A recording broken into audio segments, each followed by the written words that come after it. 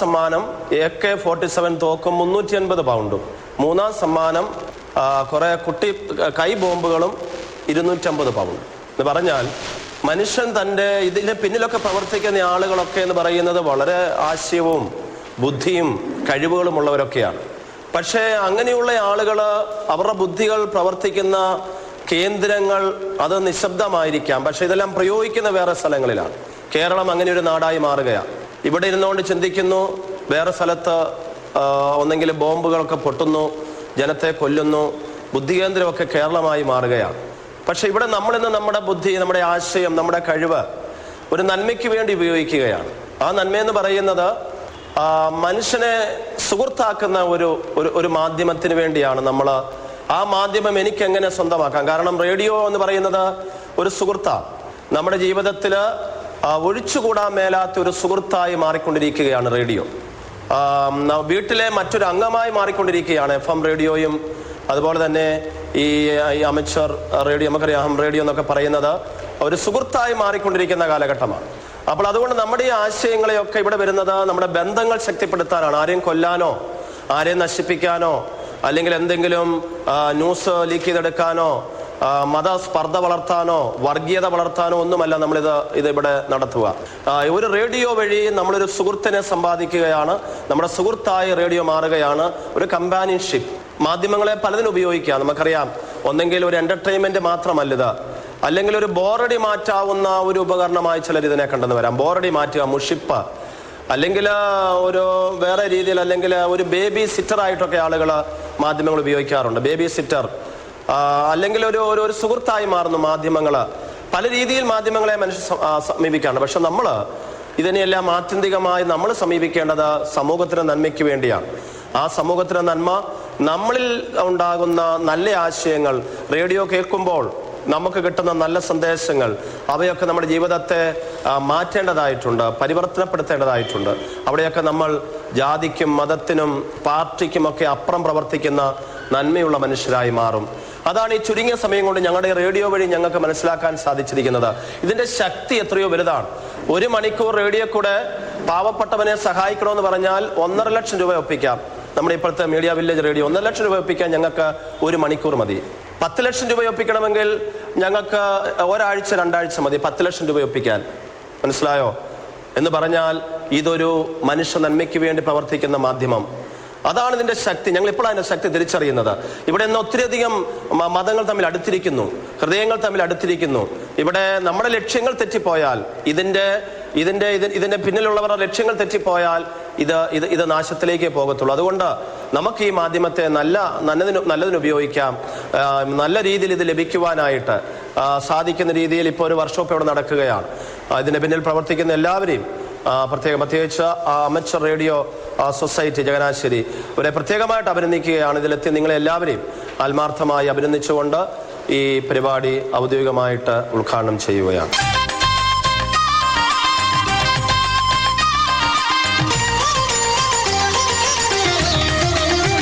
Changanassery amateur radio society president Shri TD James ചടങ്ങിൽ അധ്യക്ഷത വഹിച്ചു. എന്നെ സംബന്ധിച്ചിടത്തോളം ഇവിടെ എന്നെ ഏൽപ്പിച്ച ഒരു കർമ്മം എന്ന് പറയുന്നത് അമച്വർ റേഡിയോ ആയിട്ട് ബന്ധപ്പെട്ട കുറച്ച് കാര്യങ്ങൾ അവയർനെസ് തരുവാൻ വേണ്ടിയാണ്. അപ്പോൾ ഇവിടെ തന്നെ എൻ്റെ ഫ്രണ്ട്സ് ഒത്തിരി ഉണ്ട്. അവർ സദയം കണ്ണടച്ചോ ചെവി അടച്ചോ ഞാൻ പറയുന്ന കാര്യങ്ങൾ അവർക്കറിയാവുന്ന കാര്യങ്ങളാണ് മാറ്റിവെച്ചിട്ട് SWS ആയിട്ടുള്ളവർ, ഷോർട്ട് വേവ് ലിസണേഴ്സ് ആയിട്ടുള്ളവർ, മറ്റ് അറിയാൻ വന്ന ആൾക്കാർ, അവർക്ക് വേണ്ടി ഞാൻ കുറച്ച് കാര്യങ്ങൾ പറയാം. ഈ അമച്വർ റേഡിയോ എന്ന് പറഞ്ഞാൽ, അതിൻ്റെ ഡെഫിനേഷൻ പറഞ്ഞാൽ, അതൊരു ഇൻ്റർനാഷണൽ ടെക്നിക്കൽ ഹോബിയാണ്. അപ്പോൾ ഹോബി എന്ന് പറയുമ്പോൾ നമുക്ക് പല ഹോബികളും കേട്ടിട്ടുണ്ട്. ചെറുപ്പത്തിലെ പിള്ളേർ സ്റ്റാമ്പ് കളക്ഷൻ ചെയ്യുന്നുണ്ട്, അല്ലെങ്കിൽ കോയിൻ കണക്ഷൻ ചെയ്യുന്നുണ്ട്, പെൻ ഫ്രണ്ട്സ് ക്രിയേറ്റ് ചെയ്യുന്നുണ്ട്. ഇതെല്ലാം ഹോബിയായിട്ട് എടുക്കാം. പക്ഷേ ഇതൊന്നും ലോങ് ലാസ്റ്റിംഗ് അല്ല. എന്ന് മാത്രമല്ല, അവിടെ പണത്തിൻ്റെ കുറച്ച് ചിലവുകളും വരുന്നുണ്ട്. അമച്വർ റേഡിയോ എന്ന് പറയുമ്പോൾ അതിലൊരു ലൈസൻസ് ഹോൾഡർ ആകണമെങ്കിൽ അയാൾക്ക് ജീവിതകാലം മുഴുവൻ അമച്വർ റേഡിയോ ഓപ്പറേറ്റ് ചെയ്യാൻ പറ്റും. അതിന് തുച്ഛമായ ചിലവേ ഉള്ളൂ. ലൈഫ് ലോങ് ലൈസൻസ് കിട്ടാൻ വേണ്ടി 2000 രൂപയുടെ ചിലവേ ഉള്ളൂ ഗവൺമെൻറ് ഓഫ് ഇന്ത്യ ചാർജ് ചെയ്യുന്ന കൂടി. അവിടെ നമുക്ക് മറ്റ് ചിലവുകളില്ല. അപ്പോൾ ഇൻ്റർനാഷണൽ ഹോബിയാന്ന് പറയുമ്പോഴത്തേക്ക് ഇതൊരു ഇൻ്റർനാഷണൽ കമ്മ്യൂണിക്കേഷനാണ്. അതിൻ്റെ എയിം തന്നെ അതാണ്. സെൽഫ് ഡെവലപ്മെൻറ്റ് ഉദ്ദേശിക്കുന്നു. നമ്മൾ തന്നെ ഡെവലപ്പ് ചെയ്ത് വരുന്നു. ടെക്നിക്കൽ സ്റ്റഡീസ് നടത്തുന്നു. ലോകത്തുള്ള എല്ലാ ആൾക്കാരുമായിട്ട് കോൺടാക്ട് ചെയ്യാനുള്ള സൗകര്യം, അത് സയൻറ്റിസ്റ്റ് ആയിക്കോട്ടെ, ഡോക്ടേഴ്സ് ആയിക്കോട്ടെ, എൻജിനീയേഴ്സ് ആയിക്കോട്ടെ, സാധാരണ ലേമാൻ ആയിക്കോട്ടെ, 12 വയസ്സിന് മുകളിലുള്ള ഏത് ആൾക്കും ലൈസൻസ് എടുക്കാനുള്ള അവസരം കൊടുക്കുന്നുണ്ട്. ഒരു പരിധി വരെ ഉള്ള ബേസിക് ഇലക്ട്രോണിക്സ് അറിവ്, പിന്നെ 2-3 പേപ്പർ അതിനകത്തുണ്ട്. ഉദ്ദേശിക്കുന്നത് ബേസിക് ഇലക്ട്രോണിക്സ് ആണ്. ഇതിൻ്റെ റൂൾസ് ആൻഡ് റെഗുലേഷൻസ് പഠിക്കണം. പിന്നെ കുറച്ച് ക്യൂ കോഡ്സ് എന്നും പറഞ്ഞ് കുറച്ച് കാര്യങ്ങളുണ്ട്.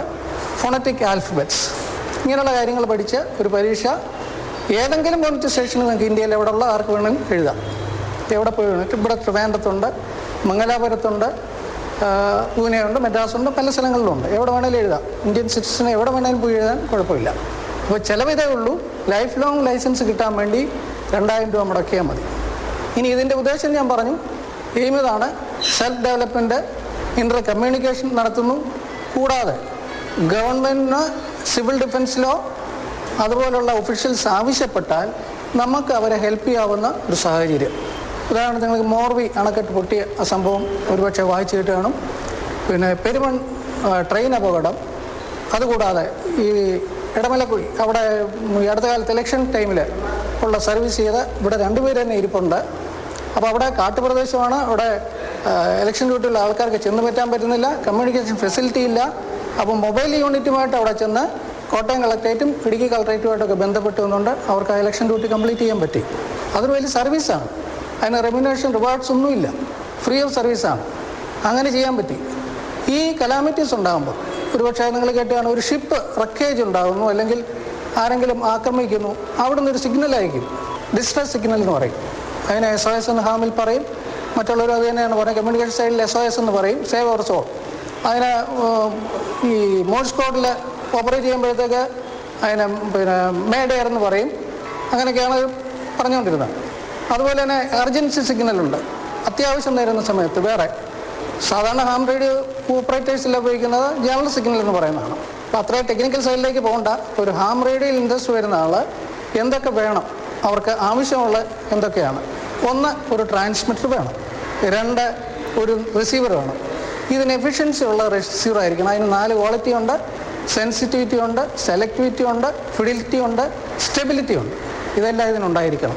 ഒരു സ്റ്റേഷൻ പഴയ കാലത്തെ പോലെ ഇപ്പോൾ ഒത്തിരി സ്റ്റേഷൻസ് റേഡിയോയിലുണ്ട്.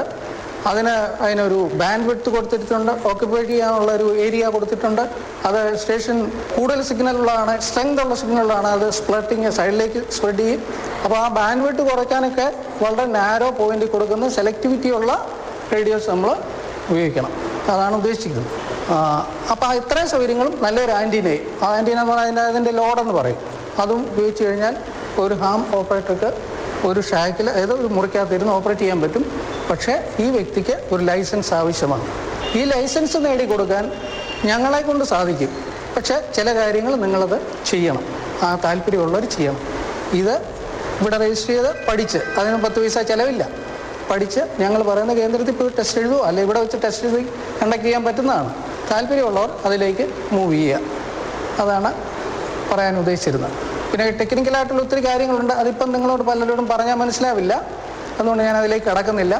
ചുരുക്കത്തിൽ റേഡിയോ മീഡിയ വില്ലേജും ചങ്ങനാശ്ശേരി അമേച്ചർ റേഡിയോ ക്ലബും കൂടെ കമ്പൈൻഡ് ആയിട്ട് ഇങ്ങനൊരു പരിപാടി നടത്തിയതിൻ്റെ ഉദ്ദേശം ഈ അമേച്ചർ റേഡിയോക്കാർക്ക് പോലും ആൻറ്റീനയുടെ ആവശ്യങ്ങൾ വരുന്നുണ്ട്. പക്ഷേ ആൻറ്റീനയുടെ ആവശ്യകത എന്തിനാണ് എന്നൊന്നും പറഞ്ഞ് മനസ്സിലാക്കി തരാൻ വേണ്ടിയാണ് ഇവിടെ വർക്ക്ഷോപ്പ് കണ്ടക്ട് ചെയ്തിരിക്കുന്നത്. അതിലേക്ക് വന്ന എല്ലാവർക്കും നന്ദിയുണ്ട്. ഞാൻ കൂടുതൽ നീട്ടിക്കൊണ്ട് പോകുന്നില്ല. പ്രത്യേകിച്ച് അതിൻ്റെ ഭാരവാഹികൾ ഇവിടെ ഉണ്ട്. അവർ ചെയ്ത ഹെൽപ്പിനും വളരെ നന്ദി പറയുന്നു.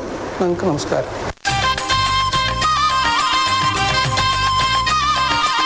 Changanassery amateur radio society executive അംഗവും തോമസ് പ്ലാസ്റ്റിന്റെ MD-യും സാമൂഹ്യ പ്രവർത്തകനുമായ ശ്രീ തോമസ് സാർ ക്ലാസുകൾക്ക് നേതൃത്വം നൽകി. FM റേഡിയോ വളരെ ദൂര സ്ഥലങ്ങളിൽ വളരെ വ്യക്തതയോടെ കേൾക്കാൻ വേണ്ടി ഏറ്റവും ചുരുങ്ങിയ സാധാരണക്കാരന് അഫോർഡബിൾ ആയിട്ടുള്ള ഒരു തുകയ്ക്ക് ഒരു ആൻറ്റന സെറ്റപ്പ് ചെയ്ത് എങ്ങനെ ക്ലിയറായിട്ട് കേൾക്കാം എന്നുള്ളതാണ് നമ്മുടെ മെയിൻ ഉദ്ദേശം. ഒരു റേഡിയോയ്ക്ക് ഇന്ന് പിന്നെ നമുക്ക് മാർക്കറ്റിൽ കിട്ടും 200 രൂപ കൊടുത്ത ഒരു റേഡിയോ കിട്ടും. ആൻറ്റന 500 രൂപ എന്ന് പറഞ്ഞാൽ ഒരുത്തരും വാങ്ങത്തില്ല. അതുകൊണ്ട് വളരെ ചുരുങ്ങിയ ചെലവിൽ യഥാർത്ഥ ഡിസൈനിൽ നിന്ന് അല്പം വ്യത്യാസം വരുത്തി ഒരു വളരെ ചെറിയ ചില ഈ കാണുന്ന ഷേപ്പിൽ ഞങ്ങളിത് സ്ക്വയർ ലൂപ്പ് എന്ന് പറയും. ഇതിന് സ്ക്വയർ ലൂപ്പ് എന്ന് പറയും. ഇതിനകത്തൂടെ 1 സ്ക്വയർ mm മൾട്ടി സ്റ്റാൻഡ് വയറിനെ കടത്തിവിട്ടിരിക്കുകയാണ്. 74 സെൻറ്റിമീറ്റർ നീളമാണ് ഇതിൻ്റെ, നീളവും വീതിയാണ് ഇതിൻ്റെ സൈസ്. ഇതിൻ്റെ സൈഡിൽ ഹൊറിസോണ്ടൽ, ഇതിന് വെർട്ടിക്കൽ, ഇതിന് പോളറൈസേഷൻ എന്നൊക്കെ പറയും ഞങ്ങളുടെ ഭാഷയിൽ. ഈ സൈഡിൽ കൂടെ ആണ് ഇതിൻ്റെ ഫീഡിങ് പോയിന്റ് എടുത്തിരിക്കുന്നത്. 74 സെൻറ്റിമീറ്ററിലെ വയറിന് മൊത്തത്തിൽ 3 മീറ്റർ വയർ മതിയാവും. 3 മീറ്റർ 1 സ്ക്വയർ mm വയറുണ്ടെങ്കിൽ നമുക്ക് ഈ ആൻറ്റന ഉണ്ടാക്കാം. ഇതിന് എൻ്റെ സ്വന്തം ഐഡിയ അനുസരിച്ച് ഞാൻ PVC പൈപ്പ് മാനുഫാക്ചർ ചെയ്യുന്നതുകൊണ്ട്, ഏറ്റവും ചെറിയ വണ്ണം കുറഞ്ഞ പൈപ്പ് ഉണ്ടായിരുന്നതുകൊണ്ട് ഇങ്ങനൊരു ഷേപ്പാക്കി. ഇതിന് പറ്റിയ ആക്സസറീസ് ഇല്ല, എങ്ങും കിട്ടത്തില്ല. പിന്നെ 16 mm ഒരു പൈപ്പ് ചെയ്ത് 16 mm എൽബോ ഇട്ട് ഈ ഷേപ്പിലൊക്കെ ആക്കി വെച്ചിരിക്കുകയാണ്. ഇനി നിങ്ങളുടെ ഇത് സ്വന്തം ഇഷ്ടത്തിന് ഇതിനെ എങ്ങനെ വേണമെങ്കിലും ചെയ്യാം. ഈ പൈപ്പ് വേണമെന്ന് പോലും ഇല്ല. ഒരു തടി കഷ്ണം ചതുരത്തിലെടുക്കുക, 74 സെൻറ്റിമീറ്റർ നീളവും വീതിയിലും സ്ക്വയർ ഷേപ്പിൽ ഒരു തടി കഷ്ണം ഉണ്ടാക്കിയിട്ട് അതിനകത്തൂടെ ഈ വയറ് അങ്ങോട്ടും ഇങ്ങോട്ടും വളയാതെ സ്ട്രെയിറ്റ് ആയിട്ട് വലിച്ചു നിർത്തി ഉണ്ടാക്കിയാലും സംഗതി വർക്കാവും. ഇതിൻ്റെ യഥാർത്ഥ ഡിസൈൻ ചെയ്തിരിക്കുന്ന ആള് ഞങ്ങളുടെ ഒരു ഹാമാണ് VU3 NSH എന്ന് പറയും, ഹരി, പാലക്കാട്. അദ്ദേഹം പറയുന്നത് 3/8 അലൂമിനിയം, 3/8 അലൂമിനിയമാണ് അദ്ദേഹം സജസ്റ്റ് ചെയ്തിരിക്കുന്നത്. ഇതിൻ്റെ ഔട്ടർ ഡേ കൂടുതലായതുകൊണ്ട് നമുക്ക് കൂടുതൽ ഗെയിൻ കിട്ടും. ഇതിന് സൈസ് വലുതായതുകൊണ്ട് കൂടുതൽ ദൂര സ്ഥലങ്ങളിൽ വെക്കുമ്പോൾ, സാധാരണ റേഡിയോയ്ക്കും നമ്മൾ FM ആൻറ്റന റേഡിയോയ്ക്കും TV-ക്കും ഒക്കെ ഉപയോഗിക്കുമ്പോൾ അലുമിനിയം പൈപ്പുകൾ ഉപയോഗിക്കുന്നതിന് കൂടുതൽ ഗെയിൻ കിട്ടാൻ വേണ്ടിയിട്ടാണ്. ഇതുകൊണ്ടൊക്കെ ഉണ്ടാക്കുമ്പോൾ ഇച്ചിരി കോസ്റ്റ് കൂടുന്നതും ഇച്ചിരി കഷ്ടമുള്ളത് കൊണ്ടാണ് ഞാൻ അതിനെ വളരെ സിംപ്ലിഫൈ ചെയ്ത് ഇങ്ങനെ ഉണ്ടാക്കി. ഇതിന് ഒരു 150 രൂപക്കുള്ളിൽ ഇതിൻ്റെ കോസ്റ്റ് വരുന്നുണ്ട്.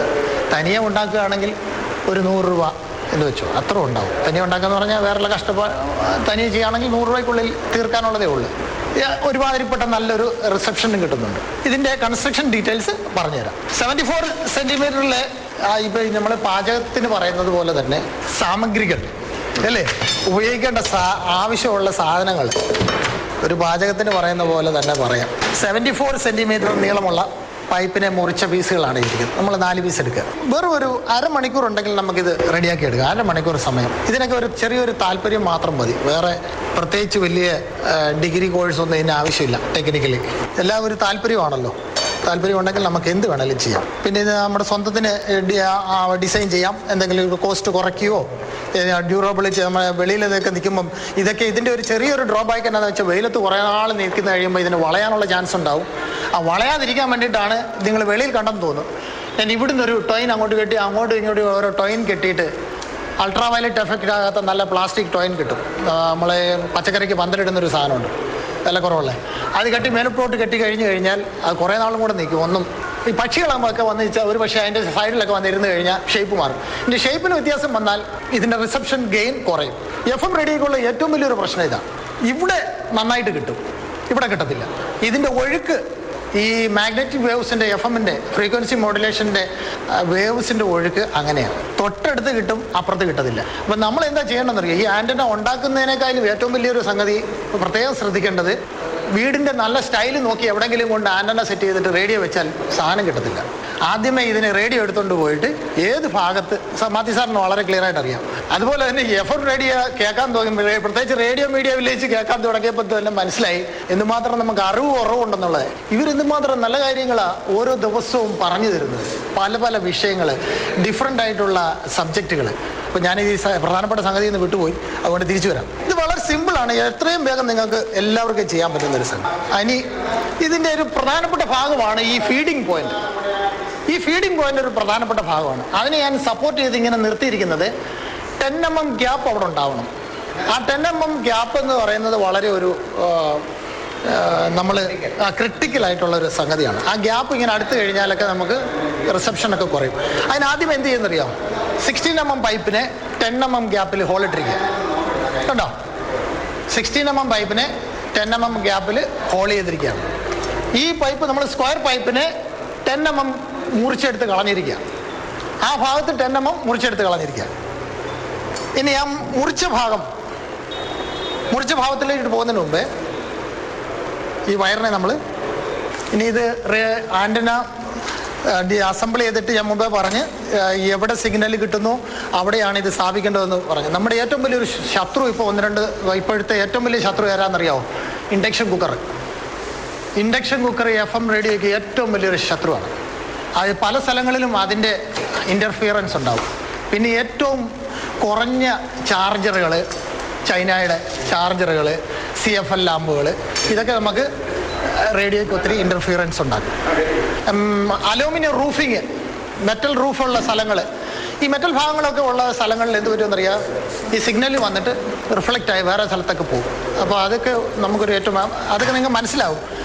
ഈ റേഡിയോ കൊണ്ട് പല ഭാഗങ്ങളിലേക്ക് കൊണ്ട് നടക്കുമ്പോൾ മനസ്സിലാവും എവിടെയൊക്കെയാണ് ഇത് കിട്ടാതെ വരുന്നുള്ളത്. അത് എന്തുകൊണ്ടാണെന്ന് നിങ്ങൾക്ക് പിന്നീട് മനസ്സിലാവും.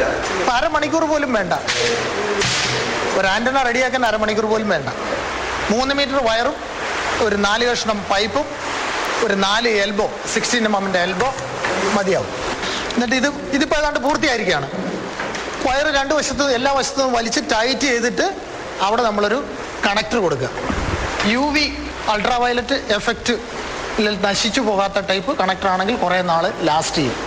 ഇത് ബേക്ക് ലൈറ്റിൻ്റെയാണ്, ഇത് വിലയുണ്ടാവും. മറ്റത് പ്ലാസ്റ്റിക്കിൻ്റെ ആണെങ്കിൽ കുറച്ച് ദിവസം കിടമ്പോൾ വേട്ടൊന്നും അതങ്ങ് പൊടിഞ്ഞു പോകും. ഇതിനെ അങ്ങോട്ട് കണക്ട് ചെയ്യുക, നമ്മുടെ ആൻറ്റീന പൂർത്തിയായി. ഇനിയുള്ള സംഗതി ഇതിനെ നമ്മൾ അങ്ങോട്ടും ഇങ്ങോട്ടും ബെൻഡാകാത്ത രീതിയിൽ നമ്മുടെ ഇഷ്ടത്തിനനുസരിച്ച് എവിടെയെങ്കിലും സെറ്റ് ചെയ്യാം.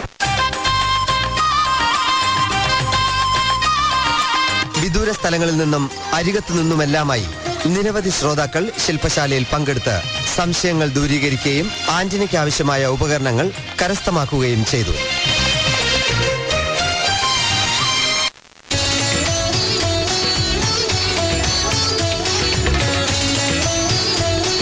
നിങ്ങൾ കേട്ടത് 90.8 radio media village Changanassery amchur radio സൊസൈറ്റിയുടെ സഹകരണത്തോടെ സംഘടിപ്പിച്ച FM ആന്റിന ശില്പശാലയുടെ ശബ്ദചിത്രം. തയ്യാറാക്കിയത് KV പിൻരാജ്.